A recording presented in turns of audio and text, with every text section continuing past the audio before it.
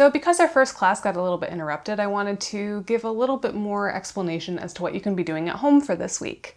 I'm going to get my dogs in here in a minute to just kind of show you some ideas, but the key thing that we're trying to do is we are trying to make our dogs realize that odor is the coolest thing ever. So with your birch in your tin, what you're going to be doing is basically just showing your dog that whenever there's odor, there's going to be food. The other thing I want to make sure is you know how to store your odor properly. I mentioned in class that putting it in the freezer is a really great option, and it is. Remember, we're trying to make our dogs value odor over everything. So we want to make sure that every single time they smell it, they get food.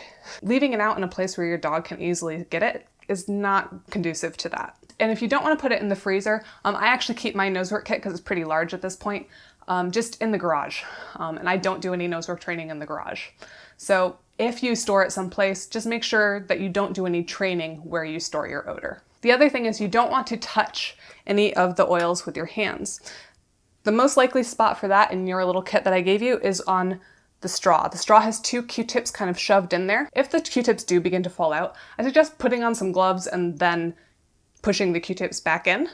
That way it doesn't get on your hands and your hands don't get contaminated.